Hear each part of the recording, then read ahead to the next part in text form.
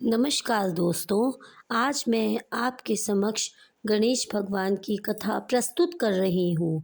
बोलो गणेश भगवान की जय।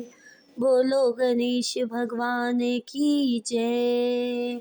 आइए सुनते हैं गणेश जी की कथा। एक समय की बात है, भगवान विष्णु का विवाह लक्ष्मी जी के साथ निश्चित हो गया। विवाह की तैयारी होने लगी। सभी देवताओं को निमंत्रण भेजे गए, परंतु गणेश जी को निमंत्रण नहीं दिया गया। कारण जो भी रहा हो, अब भगवान विष्णु की बारात जाने का समय आ गया। सभी देवता अपनी पत्नियों के साथ विवाह समारोह में आए। उन सब ने देखा कि गणेश जी कहीं दिखाई नहीं दे रहे हैं। तब वे आपस में चर्चा करने लगे कि क्या गणेश जी को न्योता नहीं दिया गया, या गणेश जी स्वयं नहीं आए। सभी को इस बात पर आश्चर्य होने लगा। तभी सब ने विचार किया कि भगवान विष्णु से ही इसका कारण पूछा जाए। विष्णु भगवान ने पूछने पर कहा कि हमने गणेश जी के पिताजी भोलेनाथ जी महादेव को न्योता भेजा है। यदि गणेश जी अपने पिता के साथ आना चाहते हो तो आ जाएं। अलग से न्योता देने की कोई आवश्यकता नहीं थी। दूसरी बात यह थी कि उनको 1.25 मन मूंग, 1.25 मन चावल, 1.25 मन घी और 1.25 मन लड्डू का भोग दिन भर चाहिए। यदि गणेश जी नहीं आएंगे तो कोई बात नहीं, दूसरे के घर जाकर इतना सारा खाना पीना अच्छा भी नहीं लगता। इतनी वार्ता कर ही रहे थे कि किसी ने एक सुझाव दिया कि यदि गणेश जी आ भी जाएं तो उनको द्वारपाल बनाकर बैठा देंगे कि आप घर की तकवारी करिए। आप तो चूहे पर बैठकर धीरे धीरे चलोगे तो बारात से बहुत पीछे रह जाओगे।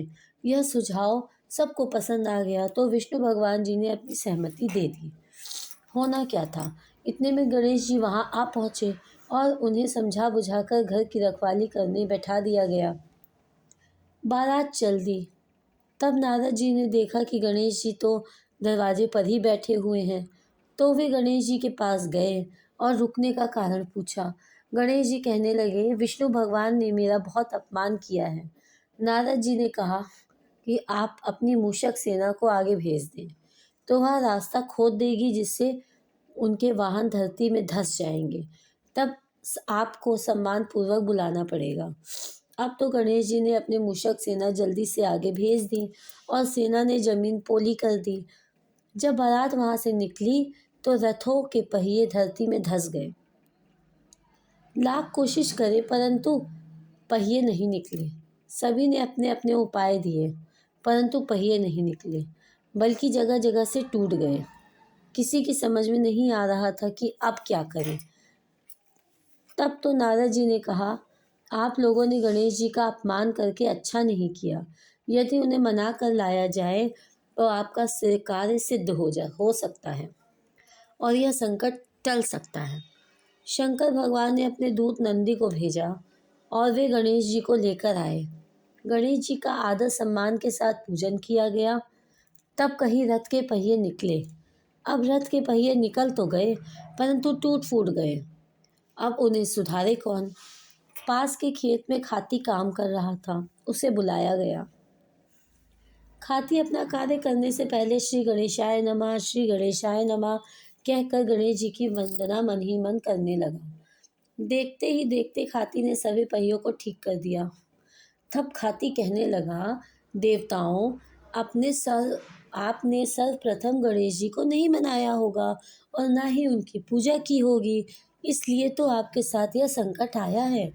हम तो मूर्ख अज्ञानी हैं, फिर भी पहले गणेश जी की पूजा अर्चना करते हैं, उनका ध्यान करते हैं। आप लोग तो देवतागण हैं, फिर भी आप गणेश जी को कैसे भूल गए। अब आप लोग गणेश जी की जय जयकार बोलकर जाएं तो आपके सब काम बन जाएंगे और कोई संकट भी नहीं आएगा। ऐसा करते हुए बारात वहां से चल दी। विष्णु भगवान का लक्ष्मी जी के साथ विवाह संपन्न कराकर सभी सकुशल घर लौट गए। महाराज, आपने विष्णु को जैसे कारज सारियो ऐसे कारज सबको सिद्ध कर जो। बोलो गजानंद भगवान की जय।